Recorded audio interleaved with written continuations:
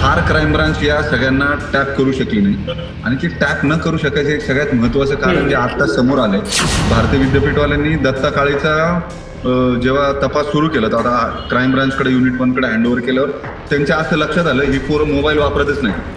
ही पोरं कम्युनिकेशन करत होती इंस्टाग्रामवरती. म्हणजे सगळे गुन्हेगार जे आहेत हे इंस्टाग्रामवर फेक आयडी काढायचे आणि कुणाचं तरी वायफाय ओपन नेटवर्क घ्यायचं वायफायचं आणि तिथं बसून कम्युनिकेट करायचं. त्याच्यामुळे पोलिसांना लोकेशन्स मिळत नव्हते, कुठं बसतायत उठतात काय करतात काय नाही. जेव्हा सोशल मीडियावरती दत्ता काळेपासून जेव्हा उलट यांनी सुरू केलं शोधायला त्याचा आयडी किंवा त्याच्यावरती हा कुणाकुणाशी बोलला, तेव्हा त्यांना पुढची लिंक मिळाली की हा कृष्णा आणि तो तिथे काहीतरी पंख्याच्या संदर्भानं बोलले. त्याला ती खोली भाड्याने घेऊन दिलेली होती. त्या खोलीत त्याला गरम व्हायचं, इथं पंखा खराब आहे वगैरे त्याने सांगितलं होतं कृष्णाला.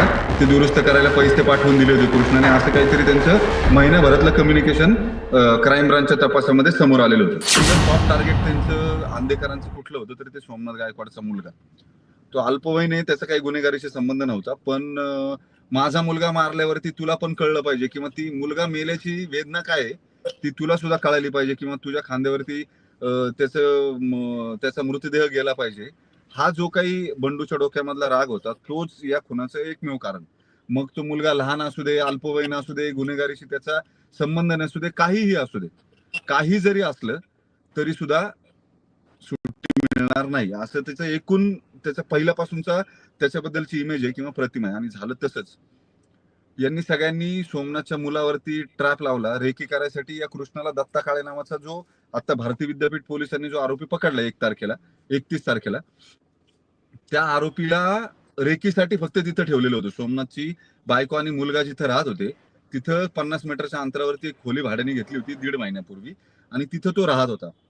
तिथं तो राहत असताना त्याच वेळेला या कृष्णाचे टिपू पठाणजी येरवडा किंवा नगर रोडची आणखी एक टोळी आहे. त्या टोळीचे काही नंबरकारी मेंबर टिपूचे हे कृष्णाबरोबर जेलमध्ये होते. तर तिथे ओळख झालेली होती. तर यांनी 3 ठिकाणी लॉजिस्टिक सपोर्ट ठेवायचा म्हणून या टिपूच्या मुलांना वेपन आणायला पाठवलेलं होतं. ते जाऊन MP किंवा आणखी कुठून तरी त्यांनी वेपन ते प्रोक्युअर केले, आणले त्यांनी वेपन. आणि चांगले वेपन होते, म्हणजे सोफिस्टिकेटेड वेपन आहेत असं पोलिसांचं म्हणणं आहे. 12 राऊंड ज्या अर्थी फायर झाले 2 वेपन मधनं, त्या अर्थी ते काही म्हणजे चांगल्या दर्जाचे वेपन होते ते, त्यामुळे एवढे राऊंड फायर झाले. दुसरी गोष्ट, ते टिपूच्या मुलांनी यांच्याकडे दिलं, या अमन पठाण आणि यश पाटीलकडं आणि कृष्णाकडं ते वेपन दिले.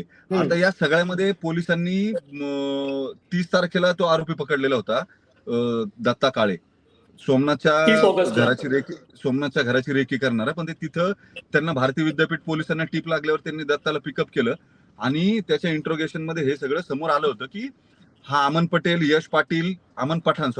यश पाटील, कृष्णा, हे स्वराज, त्याच्यानंतर तुषार, आणखी 1-2 जणांचे, सागर नेलथे असे काहीतरी त्यांच्या नंबरकारींची नाव आहेत.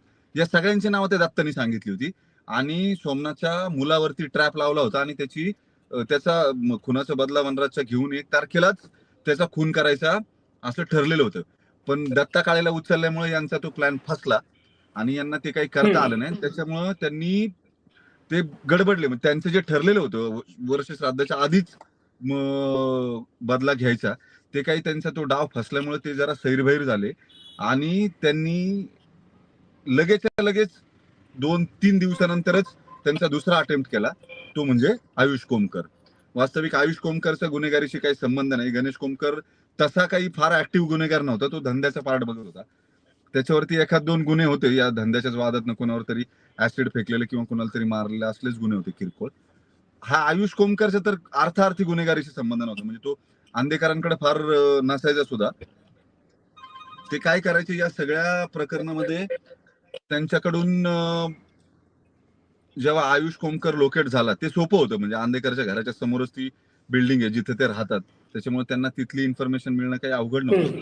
या दरम्यान काय झालं, या दरम्यान 4 ते 5 दिवस गेले. शुक्रवार म्हणजे सोमवारी गुन्हा दाखल झाला भारतीय विद्यापीठचा, दत्ता काळेला अटक केलेला. त्यात या सगळ्यांना आरोपी केले. सगळ्यांची इन्फॉर्मेशन होती. या कृष्णा, स्वराज, अमन पठाण, यश पाटील आणि तो सागर, या सगळ्यांची इन्फॉर्मेशन पोलिसांकडे होती. पोलीस सोमनाथ गायकवाडच्या बायकोला आणि मुलाला प्रोटेक्ट करायच्या नादामध्ये या बाकीच्यांना पिकअप करायचं किंवा त्यांना ट्रेस करायचं थोडंसं मागं पडलं त्यांचं काम. आणि त्याच वेळेस विसर्जनाची सुद्धा प्लॅनिंगच्या याच्या त्याच्या त्यांच्या सारख्या मीटिंग सुरू होत्या, विसर्जनाचं प्रेशर होतं गर्दीचं, त्यामुळं फार क्राईम ब्रांच या सगळ्यांना टॅप करू शकली नाही. आणि ते टॅप न करू शकायचं एक सगळ्यात महत्वाचं कारण जे आता समोर आलंय, भारतीय विद्यापीठवाल्यांनी दत्ता काळेचा जेव्हा तपास सुरू केला, तर आता क्राईम ब्रांचकडे युनिट 1 कडे हँडओव्हर केल्यावर त्यांच्या असं लक्षात आलं, ही पोरं मोबाईल वापरतच नाहीत. ही पोरं कम्युनिकेशन करत होती इंस्टाग्रामवरती. म्हणजे सगळे गुन्हेगार जे आहेत, हे इंस्टाग्रामवर फेक आयडी काढायचे आणि कुणाचं तरी वायफाय ओपन नेटवर्क घ्यायचं वायफायचं आणि तिथं बसून कम्युनिकेट करायचं. त्याच्यामुळे पोलिसांना लोकेशन्स मिळत नव्हती यांची, कुठं बसतायत, उठतात, काय करतात, काय नाही. जेव्हा सोशल मीडियावरती ते दत्ता काळेपासून जेव्हा उलट यांनी सुरू केलं शोधायला त्याचा आयडी किंवा त्याच्यावरती हा कुणाशी बोलला, तेव्हा त्यांना पुढची लिंक मिळाली की हा कृष्णा आणि तो तिथे काहीतरी पंख्याच्या संदर्भानं बोललेत. त्याला ती खोली भाड्याने घेऊन दिलेली होती. त्या खोलीत त्याला गरम व्हायचं, इथं पंखा खराब आहे वगैरे त्याने सांगितलं होतं कृष्णाला. ते दुरुस्त करायला पैसे पाठवून दिले होते कृष्णाने. असं काहीतरी त्यांचं महिन्याभरातलं कम्युनिकेशन क्राईम ब्रांचच्या तपासामध्ये समोर आलेलं होतं. पण यांना पोलिसांना हा अंदाजच नव्हता की आयुष कोमकरचा म्हणजे तिकडचा प्लॅन फसल्यावर हे दुसरा कुठला तरी अटेम्प्ट करतील आणि आयुष कोमकरचा मर्डर करतील. झालं असं की ती जी मुलं आहेत, ही सगळी जी आंदेकर टोळीतली जी अटेम्प्ट करणारी मुलं होती, ती पूर्ण चार्ज झालेली होती आणि पहिला अटेम्प्ट फेल गेल्यामुळं त्यांनी आयुषवर जो अटेम्प्ट केला तो इतका ब्रुटल, इतका क्रूर आहे की म्हणजे ही सगळी 18-19 वर्षाची पोरं आहेत. हा यश पाटील आणि हा अमन पठाण यांना जर बघितलं, अत्यंत क्रूर शरीर यष्टीची मुलं आहेत, त्यांच्या तब्येती नाहीत किंवा काय नाही. या मुलांनी 7 मिनिटामध्ये 12 राऊंड त्या आयुषच्या ते 19 वर्षाच्या पोराच्या, त्याची तब्येत अत्यंत तोळामासच होती. तो काही फार तब्येतीचा हे होता अशातला भाग नाही. अत्यंत लुकडी सुकडी ही सगळी मुलं. 12 राऊंड त्याच्यावरती फायर केले. त्याच्यातले 9 राऊंड त्याच्या अंगात सापडले. 3 राऊंड आजूबाजूला कुठेतरी पडलेले मिळून आले. ते म्हणजे हे इतकं ब्रुटल आणि इतका क्रूर खून करणं आणि ते अशा 18-19 वर्षाच्या मुलांनी. आता पोलिसांचं असं म्हणणं आहे की ते काही शुद्धीमध्ये हे त्यांनी केलेलं नसणार आहे. काहीतरी गांजा पिऊन किंवा कुठलं तरी व्यसन करून ज्याच्यामध्ये ताळतंत्र राहत नाही किंवा शुद्ध राहत नाही, अॅग्रेशन फक्त वाढत राहतं. अशी व्यसनं ही जनरली करतात. ती व्यसनं करूनच त्यांनी हा गुन्हा केलेला असणार, कारण शुद्धीत 12 राऊंड फायर करायचे. बरं, ज्या वेपन मधनं 12 राऊंड फायर होतात, ही गोष्ट एवढी सोपी नाहीये. ज्या पद्धतीने त्यांनी पिस्टल कॉक केले जातात, ते सीसीटीव्ही मध्ये दिसतं. पोलिसांनी दाबून ठेवलेले सीसीटीव्ही सगळे, अजिबात बाहेर येऊ देत नाहीत. पण मी जे सीसीटीव्ही माझ्या निदर्शनास जे आलं, मला जे बघायला मिळाले ग्रॅब, त्याच्यामध्ये क्लिअर दिसतंय ते आले गाडीवरती, पिस्टल कॉक केले समोर 3 ते 4 फुटाच्या अंतरावरती दोघांनी पिस्टल कॉक केलेत. एकाने तर मॅगझिन पण लोड केलंय. म्हणजे मॅगझिन दुसऱ्या खिशामध्ये होतं, वेपन मागं अडकवलेलं होतं. मला वाटतं अमननंच मॅगझिन लोड करून पिस्टल कॉक करून त्यांना 8 राऊंड मारलेत आणि यांनी दुसऱ्याने यश पाटील 4 राऊंड फायर केले होते. असे 12 राऊंड टोटल यांनी दोघांनी मिळून फायर केले. याचा अर्थ ही पिस्टल जी आहे ती पिस्टल रेडी करून ठेवलेली होती. यांनी आधी कुठेतरी फायरिंग करून बघितलेलं असणार आहे.